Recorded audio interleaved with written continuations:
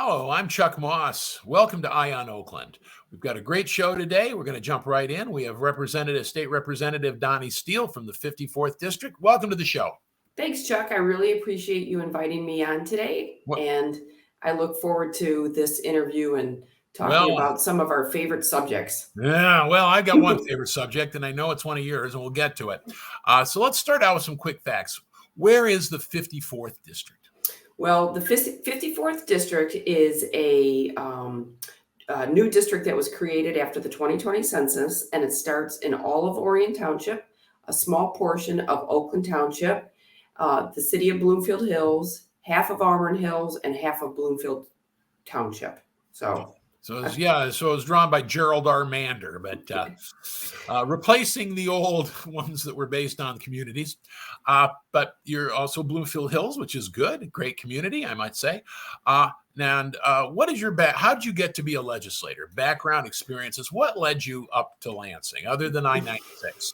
Well, yeah, good one. I actually take 69, but that's okay. You go the northern route. Okay. I found the northern route was basically the same amount of time, but it was maybe 10 miles longer. Yeah, yes, I would agree with that. So I was a realtor and a broker and a small business owner for 20 years.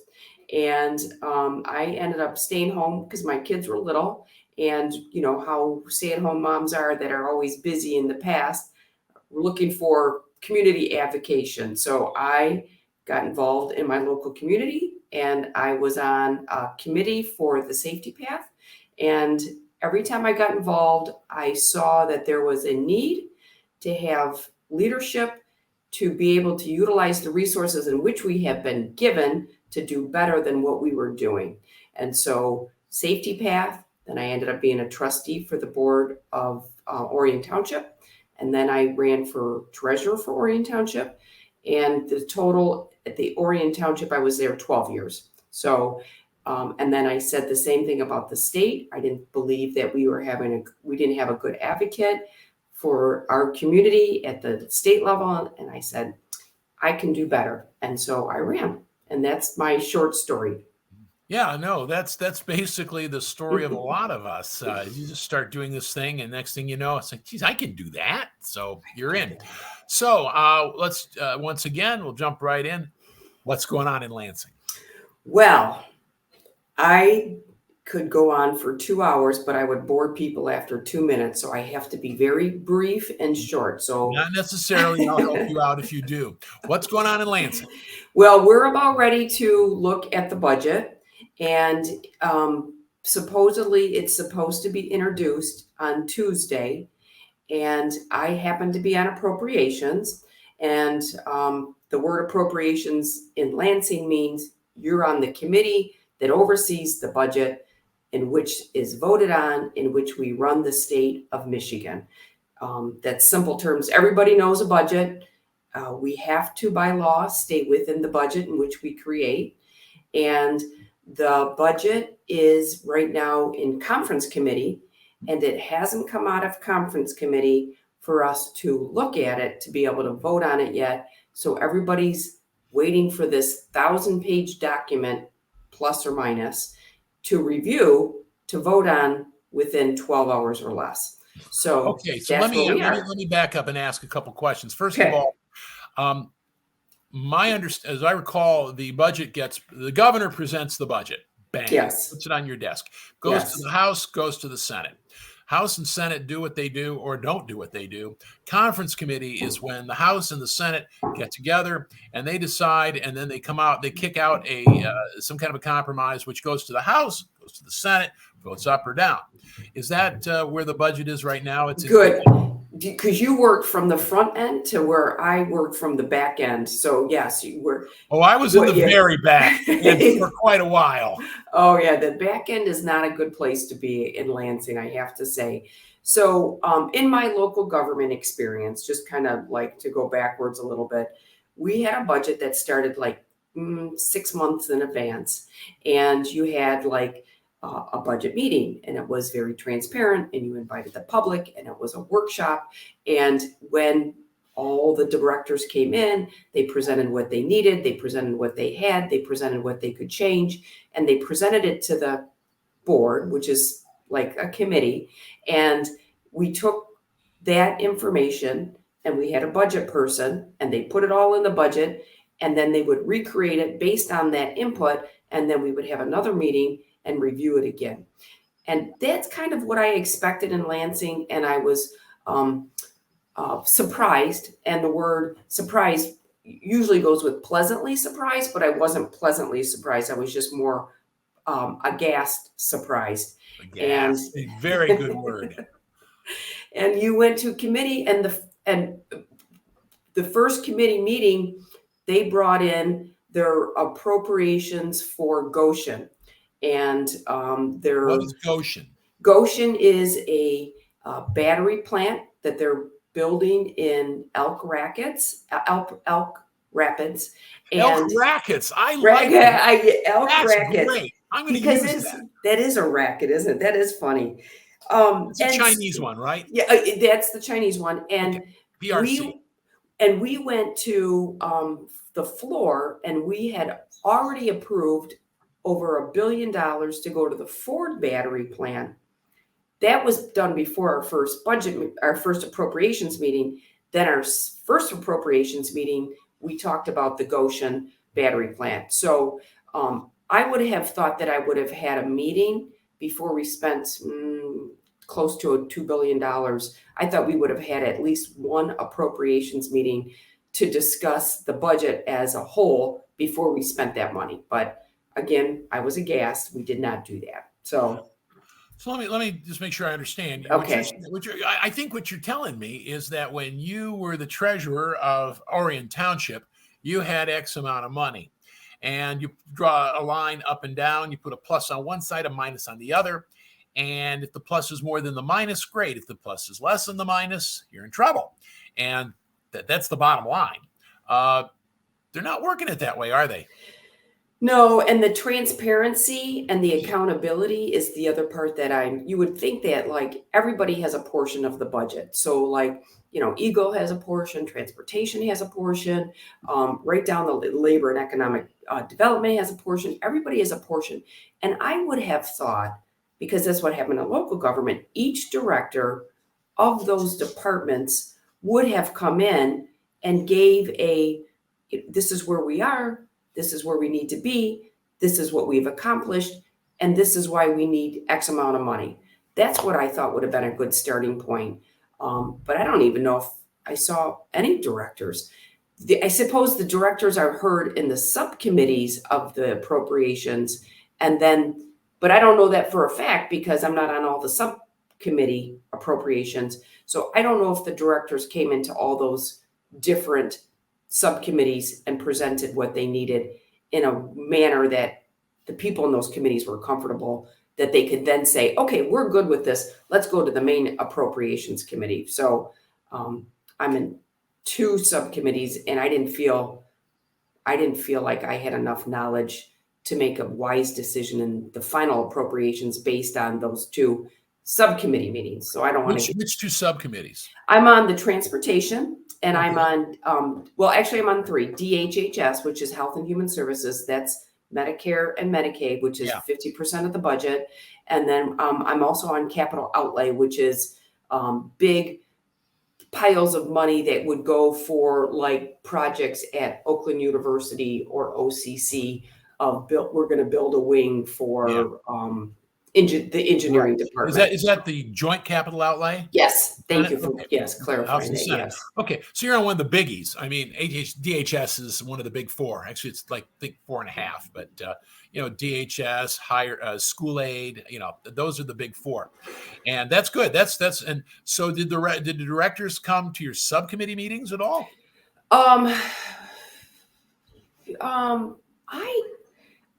To be honest, because it's a whirlwind, I know that the director for DHHS came, Hertel, and Elizabeth Hertel. Yes. And, it's funny because you see all these relationships where she's related to Curtis Hertel, who worked for the governor, and then her brother-in-law is in the Senate.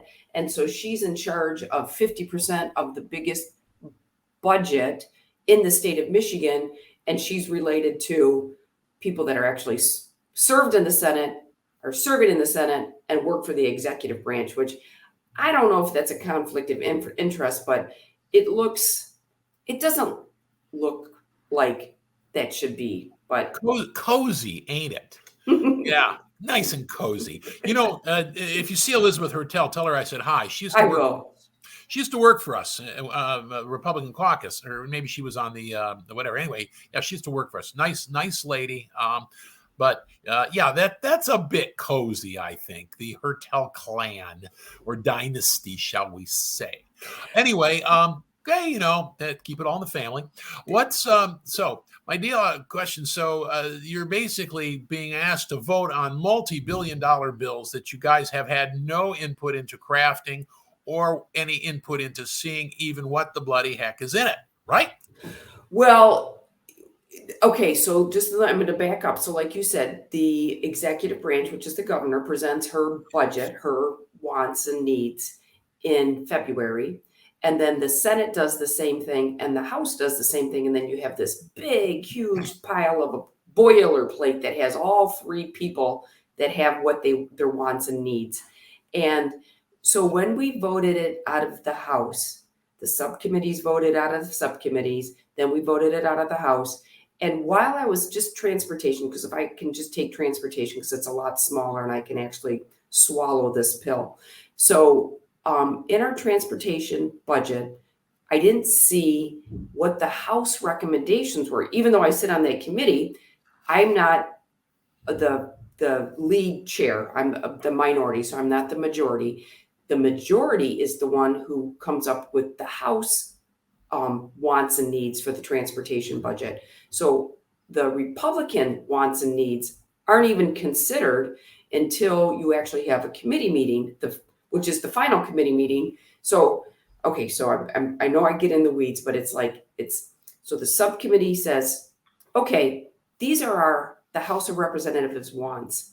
I didn't see that document until 6 to 12 hours prior to where I had to vote on it. So there was a whole bunch of stuff in there that I didn't agree with. And there was a whole bunch of stuff in there that I didn't agree with the executive, but I didn't get to say anything until the actual meeting. And then we presented 29 additional addendums that the Republicans thought that would be really useful in the transportation budget. And not one of those amendments, not one from the Republican side, which is, we're only at a one margin, right? We're only at a one margin. Not one amendment was considered in the transportation. Not one was voted in. Not one was added to the transportation budget. And we brought more of those same amendments to the final floor, and not one of the transportation budget amendments on the Republican side was brought to light again. So they're maybe you can unwrap that. Yeah. Yeah, they're just rolling you over. I served a minority and a majority, so believe me, it's not good government. The lack of transparency, the lack of accountability. We'll get into that a little bit more, but it's about time for us to take a break. We're talking with Representative Donnie Steele, state representative from the 54th district. I'll talk budget all day long, so we'll get into some other stuff as well. But thank you for being here with us on Eye on Oakland. We're going to take a break. Don't go away. We'll be right back.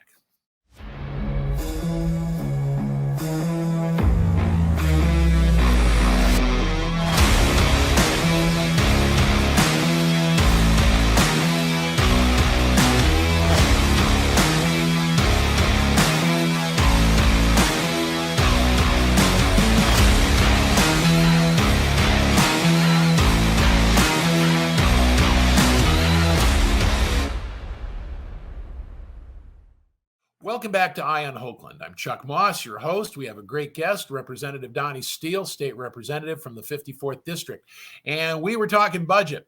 And we're gonna just kind of move on from that. I can talk about this stuff all day, and it's probably not what you wanted.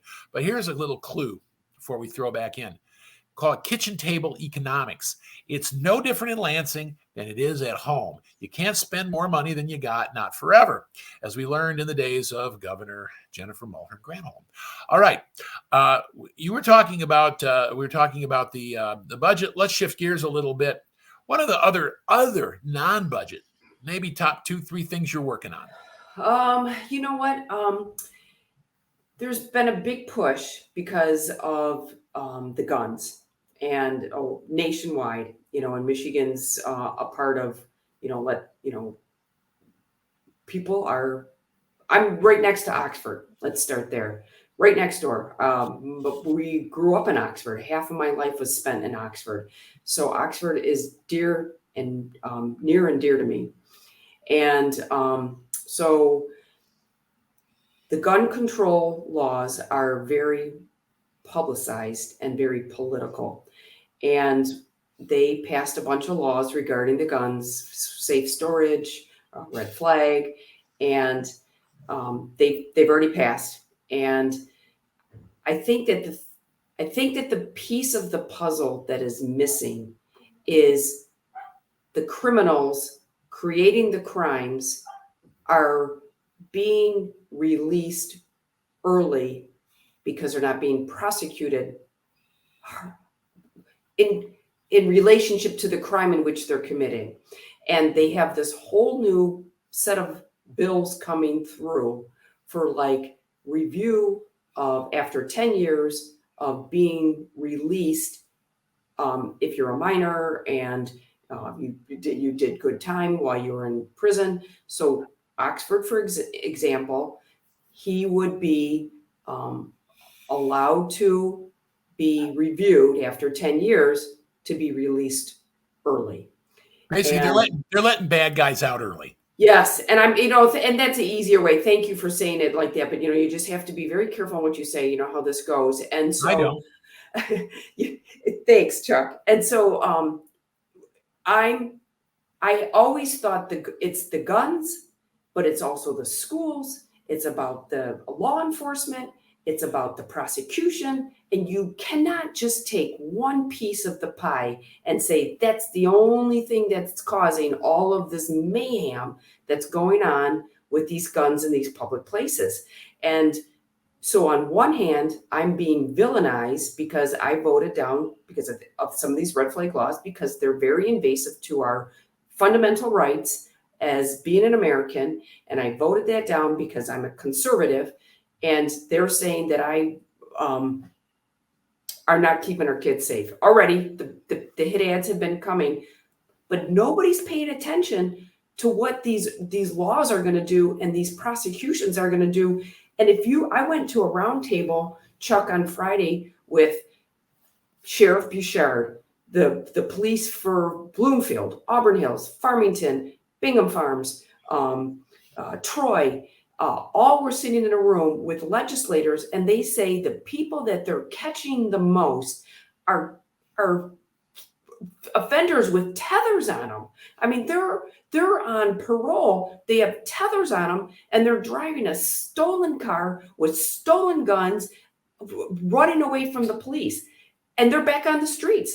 And nobody's taking any attention to the bad guys that are back on the street.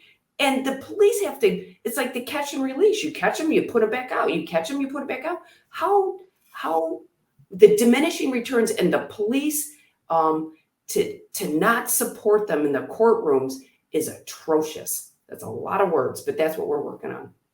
Okay, well, there's one of the benefits of being somewhat older here is that I remember the late 1960s. And the whole phrase there was soft on crime. And we had crime explosion. They were talking about some of the, I won't name some names, but political figures, people, that they were soft on crime. They were soft on criminals.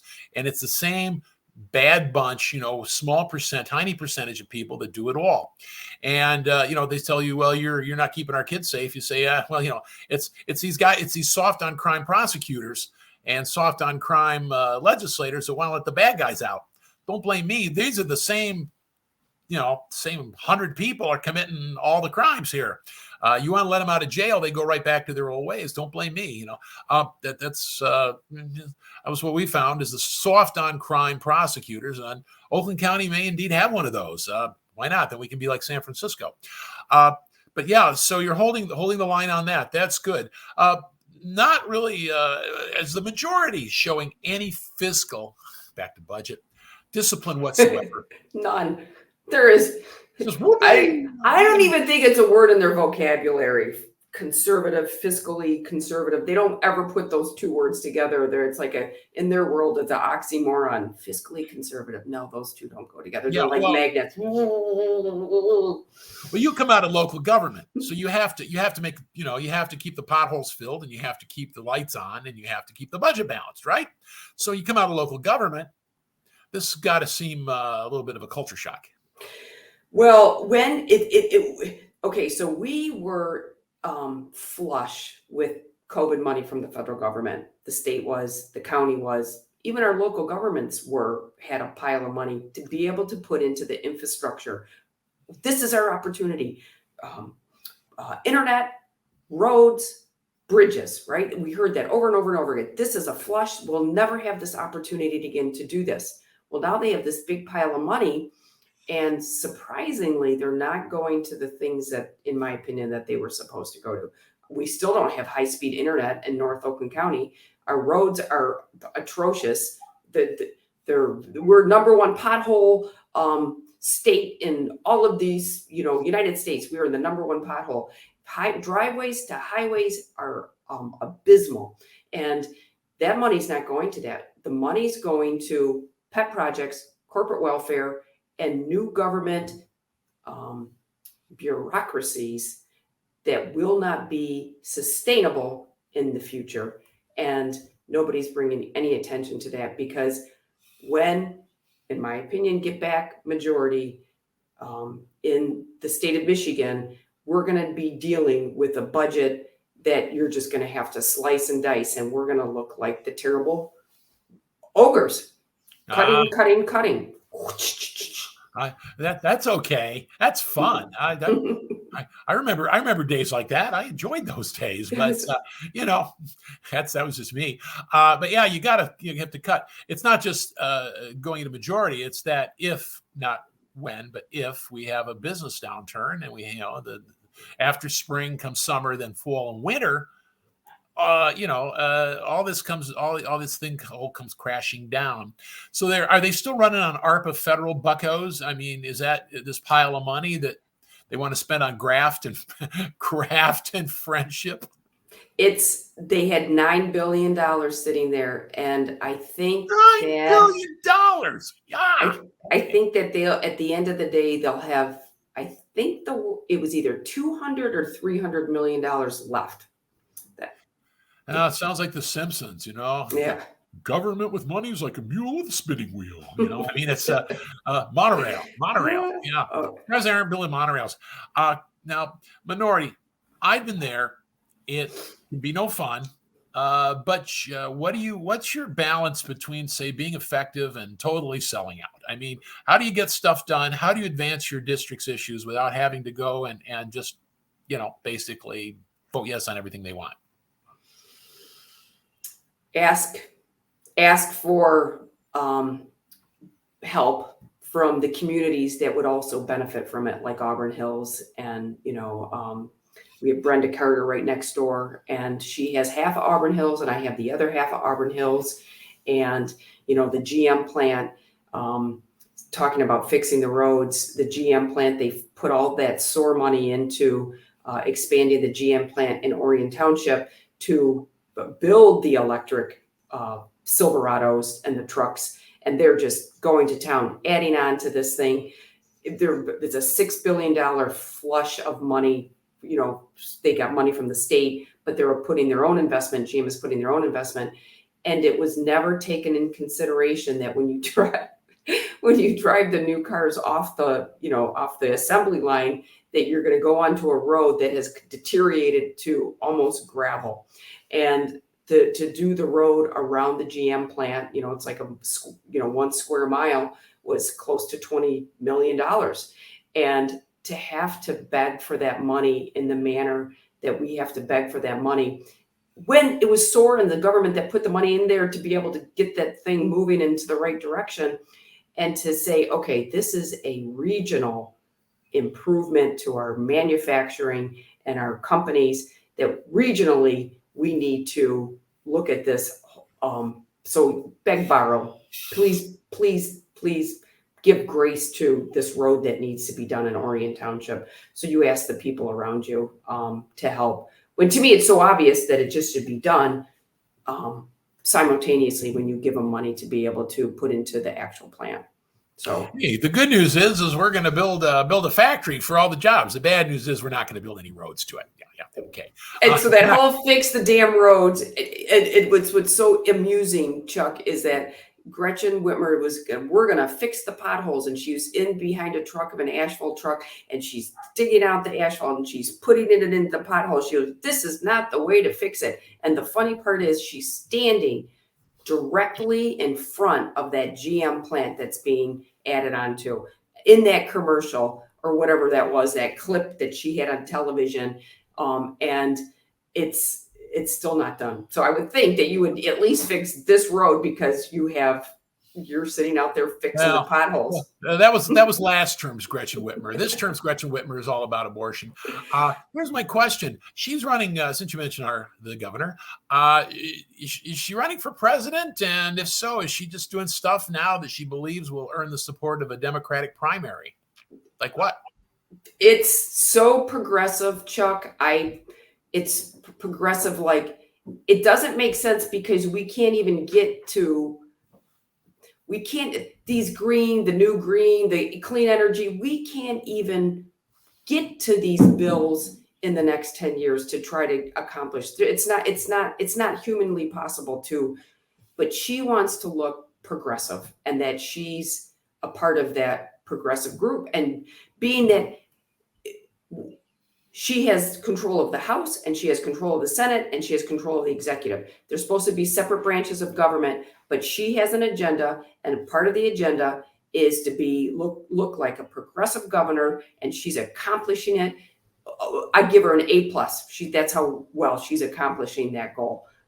She is a political strategist. I think she's smart, and I don't like the policies that she's doing. I don't think it's good for Michigan, but politically, she wins an A+.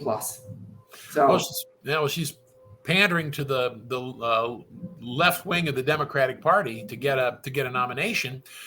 Depending on what happens between now, whether Biden, Harris, we'll see. On the other hand, but if you look at Governor Granholm, she got a great position in government, in the federal government, and so it's like you don't necessarily have to run for president or vice president. You could just get a really good job in Washington if you choose, if this is the route that you go. And so it might be anywhere from a job to I'm going to write a book and have 6 houses all over the country. One of those. Well, Jennifer Granholm. I served with Jennifer Granholm, and nice lady, bad governor. So now we're going to run out of time real quick. Any chance of getting majority next term? Absolutely. We are dedicated, convinced, and I think that the Democrats will sink their own boat with these policies, that people will overwhelmingly vote back the House as a Republican majority come next cycle. Truly. Well, and at least it's at least a stopper. That's all we can do. Well, if you just run on common sense economics, common sense financial stuff, you can't go wrong. All right. Thank you very much, Representative Donnie Steele. We appreciate your being here on Eye on Oakland. We could talk all day on this stuff, but we're going to have to leave it here. I'm Chuck Moss. Thank you for joining us here on Eye on Oakland. Thanks, Chuck.